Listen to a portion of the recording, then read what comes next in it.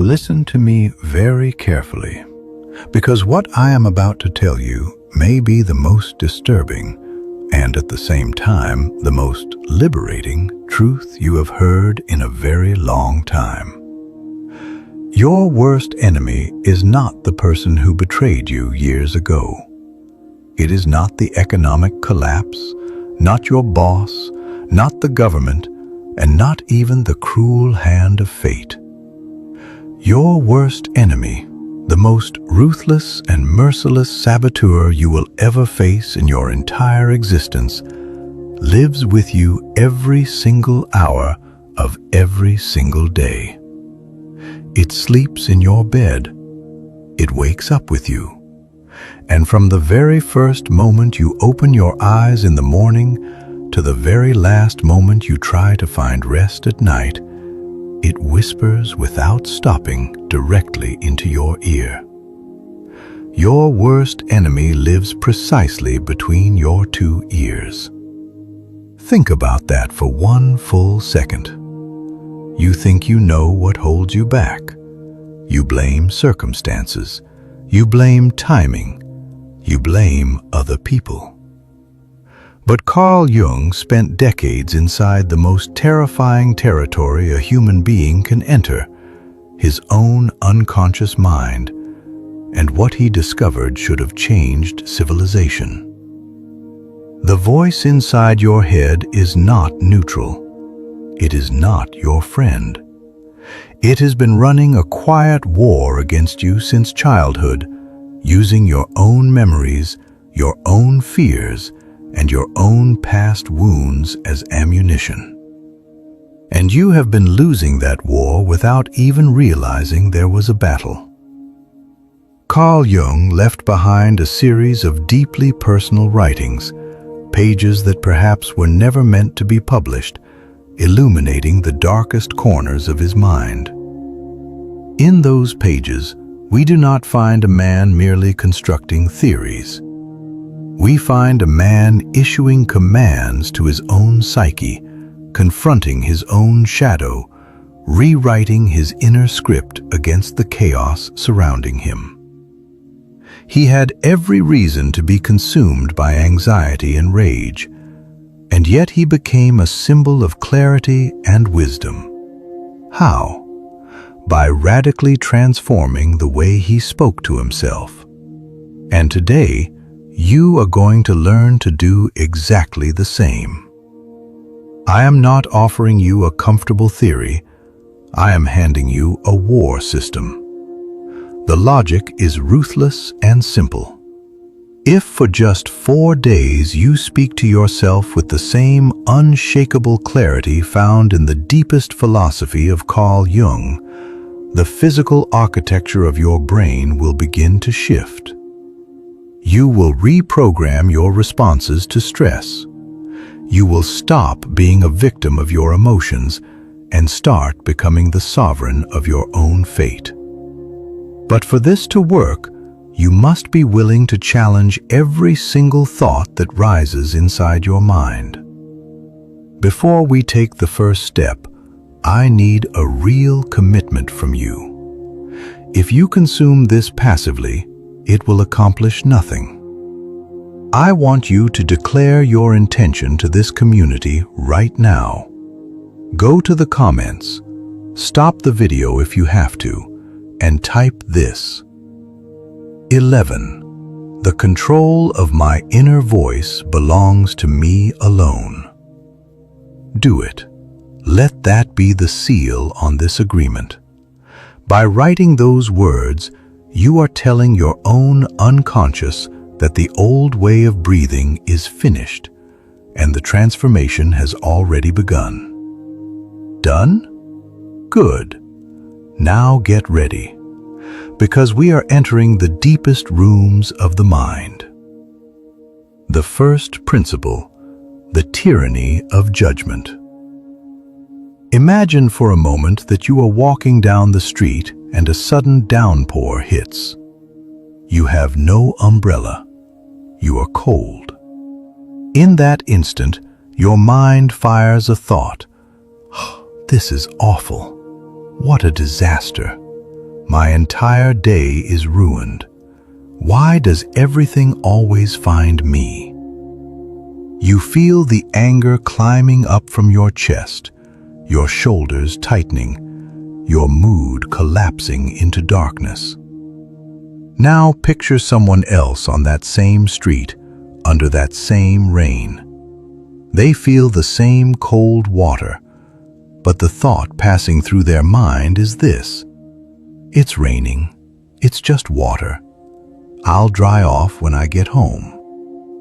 They continue walking calmly. Maybe they even enjoy the moment. What is the difference? The event is completely identical. The physical reality is exactly the same for both people. The only thing that transforms the experience into either a living hell or a simple walk is that one variable: the judgment. The label your mind pastes onto what happens. This is the most fundamental lesson you must engrave into your mind over these next 4 days. The things that disturb you are not the events themselves. They are your interpretations of those events. Your mind is a machine that never stops printing labels. Everything you see gets instantly sorted, good or bad, fair or unfair, pleasurable or painful. And your suffering is born precisely at the spot where that label is applied. When you tell yourself something is unbearable, your body genuinely responds as if it were. Cortisol floods your system. Your heart rate climbs. You prepare for a threat that exists nowhere except inside your own interpretation. Pain is unavoidable, but suffering is a choice. When your manager points out a mistake, your first instinct will be, "They hate me. I am worthless. They are going to fire me." Stop right there. That is a judgment, not a fact. The fact is, my manager pointed out an error in my work. Full stop. Reality ends exactly there. And your personal horror film begins. Speak to yourself with clinical neutrality. Do not say, "This person insulted me viciously." Say, "This person produced some sounds with their mouth that I did not appreciate." When you do that, you strip external events of their power to wound you. No one can make you feel worthless or furious without your silent permission. When you feel your blood rising or anxiety tightening around your throat, repeat these words: "This event is neither good nor bad. It is simply an event. Only I decide how it affects me. I am erasing the judgment. I am erasing the damage." Repeat it until you believe it. Slowly, you will notice a free space opening between what happens to you and how you respond. Your power as a human being lives in that small gap. Cut the strings. Stop being a puppet of circumstance. The second principle, the dichotomy of control. Look at yourself honestly. By the end of the day, examine your mental energy level. You are exhausted, not because you carried boulders or ran a marathon. You are exhausted because you have spent your entire existence trying to control things that are fundamentally beyond your reach. Whether it rains, what that person thinks of you, whether the economy collapses, whether your partner appreciates the gift you chose. You carry the weight of a universe that does not belong to you. Anxiety, at its core, is a calculation error. It is the agonizing gap between how you want the world to be and how the world actually is. And this is exactly where the sharpest instrument Jung himself examined with tremendous depth cuts through the noise: the dichotomy of control. Understand this with crystal clarity. There are two categories of things in life: things that depend on you and things that do not. What depends on you? Your thoughts, your actions, your intentions, your values, your effort, your character.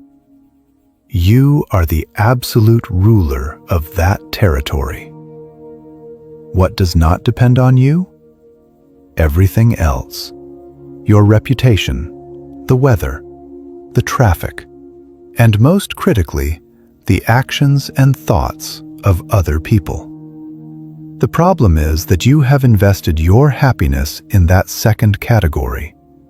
You have gambled your mental peace on things you cannot govern.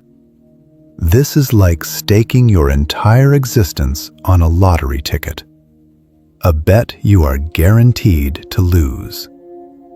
Think of yourself as a traditional archer. Everything before you release the arrow is entirely within your power. The quality of the bow, your posture, your breath, your focus. Pour every ounce of energy into exactly that. But the instant the arrow leaves the bow, it no longer belongs to you. An unexpected wind can redirect it. If you condition success only on hitting the mark, you will live in permanent fear. But if you define success as releasing the most precise shot you are capable of, you become undefeatable, because that is always within your hands. During these 4 days, every time anxiety reaches for you, interrogate that thought mercilessly. Ask, is this completely within my control? If the answer is no, release it immediately. This is not irresponsibility. It is protecting your mental health. Speak to yourself with firm authority. 444. I release what is not mine to carry. The rest is noise. Feel the enormous weight lifting from your shoulders.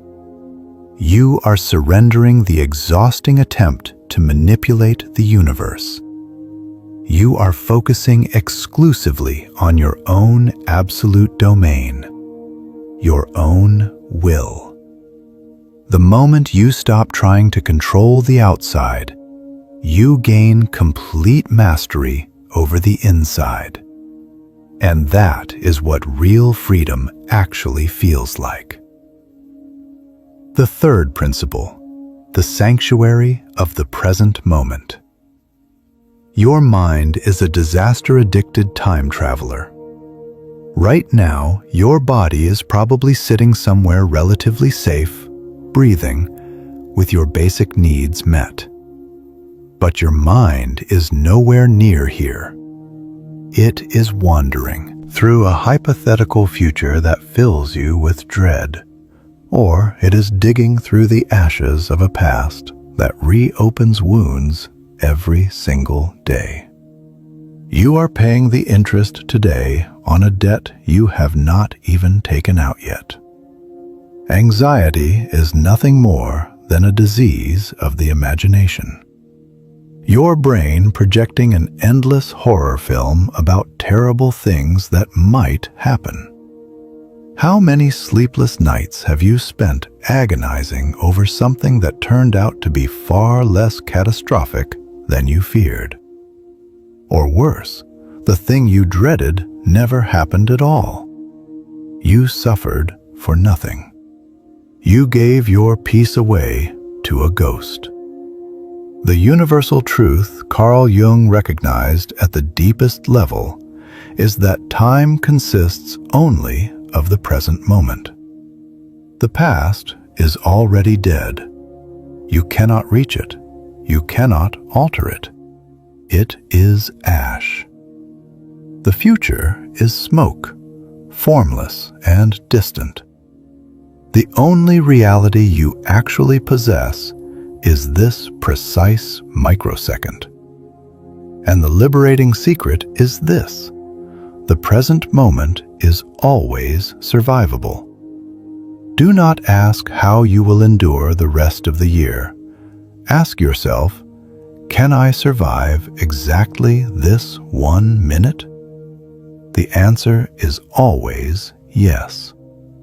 No one is crushed solely by the weight of the present. We collapse when we try to carry the present and the entire imagined future simultaneously. Every time your mind races forward to manufacture fear, pull it back with both force and compassion. Tell your mind, 333, my unconscious no longer runs my life in the shadows. We are not there, we are here. When uncertainty begins to suffocate you, repeat, I only need to endure this precise moment. The past is dead, and the future does not exist yet. Repeat it like a prayer. Feel that suffocating sensation dissolve. When you reduce life to only the present moment, the enormous monsters of anxiety shrink into small, manageable tasks. If you learn to live in waterproof compartments, one day, even 1 hour at a time, you become indestructible. The fourth principle, immunity to the opinions of others. This is one of the most absurd and tragic contradictions of the human condition. We love ourselves more than anyone else, yet we assign far more weight to the opinions of others than to our own. We live inside a prison built entirely from bricks of what will people think. You spend hours selecting your clothes, carefully measuring your words, and modifying your behavior, not because you genuinely want to, but because you are terrified that a stranger you may not even respect might think something unfavorable about you.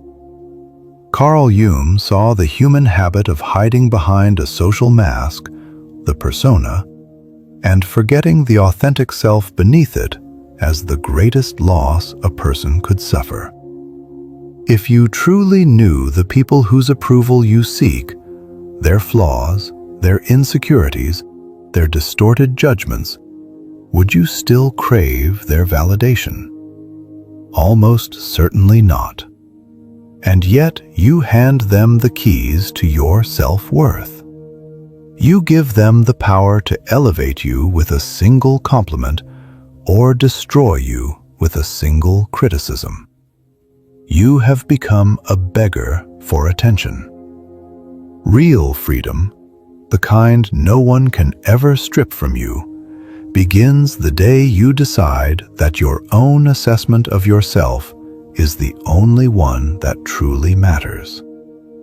If you know you did the right thing, if you acted with justice, courage, and integrity, what does it mean if the world boos you? Those boos describe them, not you. Imagine you are a musician who performed a flawless piece. The audience understands nothing about music and hisses at you. Should you feel diminished? No. Their ignorance does not alter the quality of your work. During these 4 days, practice selective indifference. Remember that people think about you far less than you imagine. Everyone is too consumed by their own inner noise to sustain attention on you. Repeat this with absolute conviction. 520. I have chosen myself. No apology, no explanation. When you say that, you reclaim your power.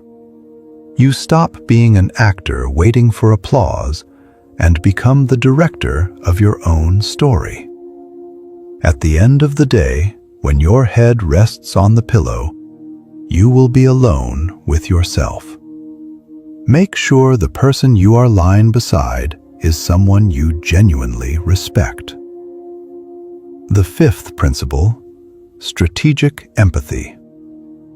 We live in a world populated by difficult people. Someone cuts you off in traffic. A colleague takes credit for your work. A server treats you with contempt. Your first instinct is rage. You want to retaliate. And in that very second, hand them your power on a silver platter. Anger is a punishment you inflict on yourself for a mistake someone else made. They commit the error, but you swallow the poison. Your heart pounds. Your entire day is destroyed, while they continue with their lives completely unburdened. Carl Jung's concept of the shadow offers a remarkable instrument here, strategic empathy. This is not turning the other cheek. This is understanding the dark side of human nature so thoroughly that you can protect your own mind from it. The cruelty and arrogance of others are not the acts of film villains. They are the acts of people imprisoned by their own unconscious wounds. If someone on the street with a severe cold coughed in your face, would you scream at them in fury? No. You would understand they are ill. In exactly the same way, when someone treats you with cruelty, their character is sick. They behave poorly because they do not know how to behave better. Seeing them as unwell rather than as enemies changes everything. You shift from rage to compassion. And compassion does not wound you, but rage burns your soul. When someone insults you, do not think they are attacking me. Think, what kind of internal hell must this person be living through to feel the need to pour this much poison outward? In one instant, you transform from victim into a wise observer who sees everything from elevation. Repeat this and feel an invisible shield forming around you. 777. Fate is no longer something that happens to me. I happen to fate. Insults bounce off and return. That toxic energy cannot penetrate your armor. Allow no one to drag you into their mud. You belong at the summit. Leave them below, fighting their private wars. The sixth principle, the courage of radical honesty. Look in the mirror, not the quick glance before leaving the house. I mean looking directly into your own eyes, into the deepest layers of your soul, and asking, who am I trying to deceive? The most dangerous lie you tell is not the one you tell your manager when you are late. The most destructive lie is the sweet one you whisper to yourself every single day, to protect your ego, to avoid guilt, to justify why you are not yet where you know you should be. You tell yourself you have no time for exercise. The real truth? It simply is not a priority, and you prefer watching another episode. You tell yourself your relationship is complicated. The real truth? You are terrified of being alone, and you tolerate the intolerable purely because of that fear. You tell yourself you will start tomorrow. The real truth? You are afraid of failing today. Those comfortable lies are the bricks with which you construct the walls of your own prison. As long as you keep purchasing the excuses you manufacture for yourself, you will never climb out of the pit you are standing in. Carl Jung believed that a person must confront their own shadow and practice radical honesty. Truth has never genuinely harmed anyone. What causes harm is the resistance you show to accepting it. You must be capable of operating on your own life without anesthesia. If there is a tumor, you cannot apply a bandage and call it a scratch. You must open the wound, face the ugliness directly, and allow it to heal properly. When you fail, do not search for someone outside yourself to blame. Do not say, "There was traffic." Say, "I left the house too late." By taking full ownership through pure reality, you reclaim your own power. If traffic is to blame, there is nothing you can do. But if you are to blame for leaving late, you can fix it tomorrow. Truth empowers you. Lies make you a permanent victim. Every time you feel the temptation to soften reality, stop in that exact second. Feel the discomfort of that truth and let it out. Repeat this and feel yourself becoming unbreakable. 888. I am not who I was, and I will never go back. The seventh principle. The obstacle is the path. Life will strike you with merciless force. This is not a possibility. This is a guaranteed certainty. Plans you trusted completely will collapse in the final second. People you believed in deeply will disappoint you. You will pour your effort into projects that yield nothing. And in the face of all of it, you have exactly two choices. You can weep, kick the ground, and cry, "Why always me?" Or you can apply what Carl Jung called the alchemy of the soul, transforming the crushing weight of difficulty into the priceless gold of opportunity. Most people see problems as impenetrable walls. They stop, turn back, and wait for someone else to demolish the obstacle for them. But the mind that has reached genuine depth sees that wall and thinks, "Magnificent. This wall is my opportunity to learn how to climb. This wall will make me far more powerful than I was before." The obstacle you are facing is not blocking your path. The obstacle is the path itself. Imagine a massive fire. Throw a small branch and it consumes it instantly. But hurl an enormous log. At first it appears it will smother the flames. Very quickly the fire wraps itself around that log and becomes an even greater blaze.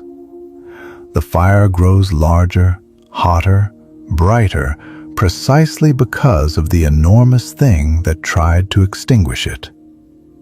You must be that fire. Everything life throws at you must become your fuel.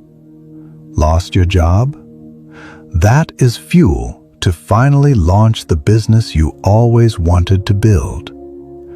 Did your partner leave? Fuel for rediscovering yourself and learning to stand alone like a mountain. No matter how frightening it appears, no situation exists that does not contain the seed of a significant advantage, as long as you have the courage to search for it. During these 4 days, Complaint is strictly forbidden. When you encounter an obstacle, ban the words, "I cannot." Replace them with, "How can I turn this to my advantage?" Roar this inside yourself whenever you feel paralyzed. 11. The control of my inner voice belongs to me alone.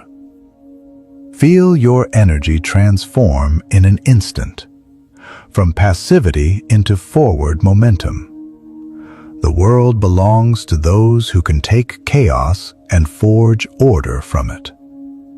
The obstacle is the path. Walk it. The 8th principle: love your fate. Merely enduring your fate is not sufficient.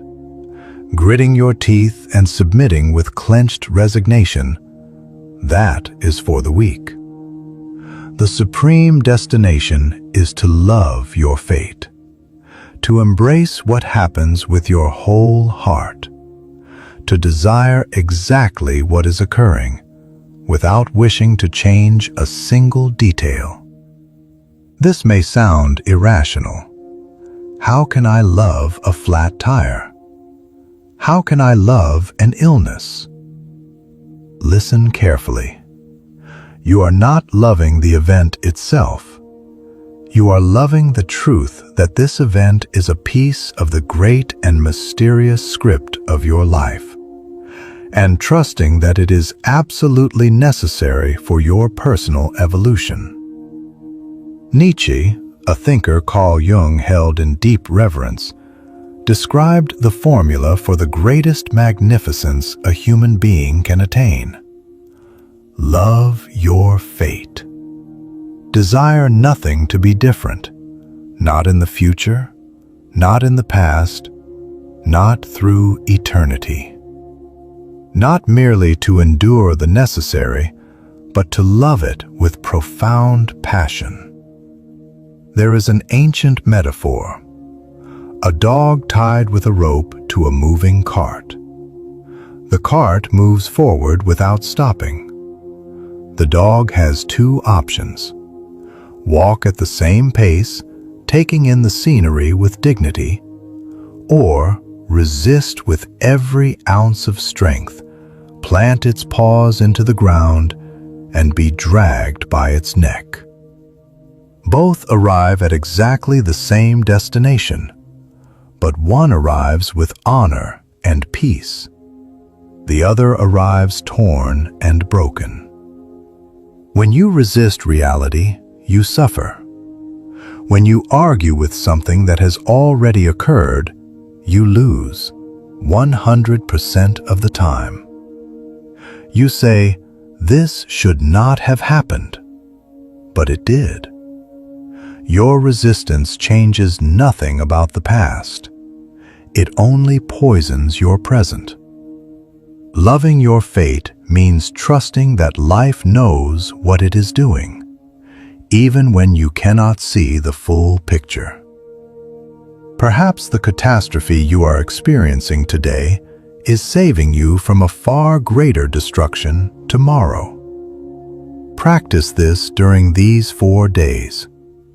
When unexpected rain ruins your plans, do not curse it. Say, "Perfect, I needed the rest, and I have always loved the sound of rain." Transform every difficult moment through your own will. Repeat this until a genuine smile rises from somewhere deep inside you, even in the middle of chaos. 520. I have chosen myself. No apology, no explanation. If you love everything that happens to you, no one in the world can steal your happiness. Embrace your life in all its colors, both the light and the dark. This is the only life you have, and exactly as it is complete. The final principle: the inner citadel. This world is loud, chaotic, and frequently hostile. Economic storms erupt. The workplace generates relentless pressure. There is a continuous bombardment of information designed to hold your attention hostage. Sometimes you feel there is nowhere to hide. You feel that noise seeping in through every crack, drowning you. You flee to a distant place, searching for peace. But even there, the problems find you, because you carry them inside your own mind. Carl Jung, in the midst of the world's most devastating conflicts, made a foundational discovery during his shattering journeys inward.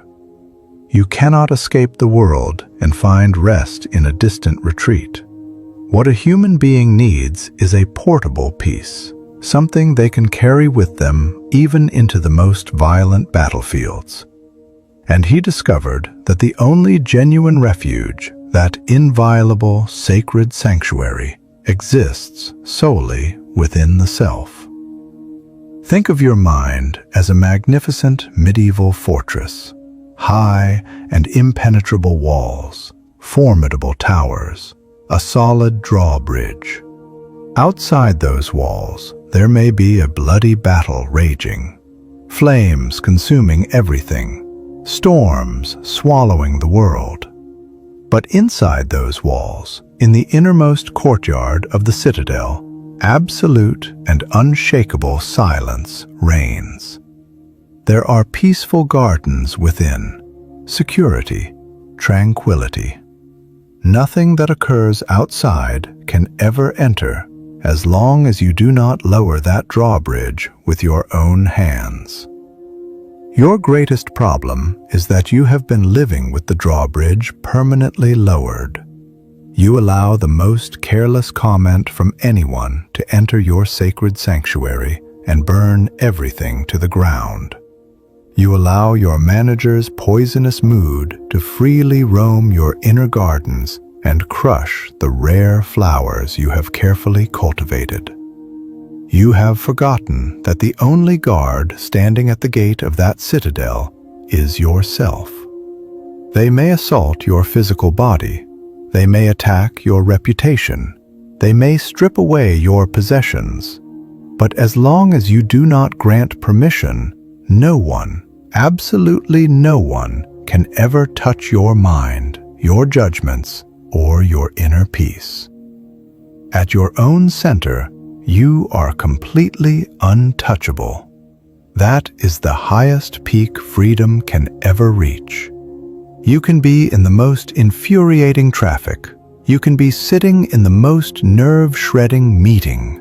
You can be standing in the center of a raging argument, and in a single second, you can retreat to your inner citadel. Close your eyes for one moment. Draw one deep breath. Find that point of unshakable stillness. Remember who you actually are, and then return to the external chaos without being contaminated by it, completely renewed and serene. During these 4 days, whenever the pressure from outside becomes overwhelming, say, "I am withdrawing to the citadel." Go inward. Beneath all the anxious chatter, find the deep silence that has always been there. That silence is your most fundamental nature. You do not need an expensive flight to somewhere distant to find peace. Peace is not a location on a map. It is entirely a state of mind. If you cannot find it within yourself, you will not find it anywhere in the world. Speak this as your final declaration and feel the enormous power rising inside you. 888. I am not who I was, and I will never go back. You have reached the end, but in truth, this is only the beginning. Everything you have heard here is not a collection of decorative words for social media captions. These are real instruments of war, These are the weapons that the greatest human beings in history used to conquer the only thing truly worth conquering, their own minds. I gave you 10 principles, 10 philosophical keys to break open the rusted shackles of your own psyche. But if you take this knowledge and do not act on it, knowing it is utterly worthless. Knowledge that never becomes action is nothing more than cheap entertainment. Here is the challenge I am placing before you. 4 days, 96 hours. Watch your mind with the sharp eyes of a hawk. When that negative voice appears, crush it immediately with one of these principles. When anxiety knocks, do not open the door. When laziness invites you back into comfort, remind it that you will one day die, and that day may be closer than you believe. Neuroscience confirms that the brain is plastic. It physically changes according to how you use it. If you repeat these truths to yourself for 4 days, you will begin carving entirely new neural pathways. What feels like enormous effort today will become a natural reflex tomorrow, and the day after, your unshakable character. And your character, my friend, is your actual destiny. You are no longer the person who started watching this video. You now have the instruments. The only question remaining is this: do you possess the courage to use them? I want to see who the real warriors of this community are. If you accept this challenge, if you are ready to commit to being the sole sovereign of your own mind for the next 4 days, leave one final comment below. Type this: 777. Fate is no longer something that happens to me. I happen to fate. Let that comment be the seal of the unbreakable contract you have just signed with yourself. Read it, believe it with everything you are, and live it. This is not the end of the video. This is the first breath of the person you are becoming. The door is open. Step through it. Right now. Not tomorrow. Not when conditions are perfect. This moment, the only one you will ever truly have, is enough. Use it.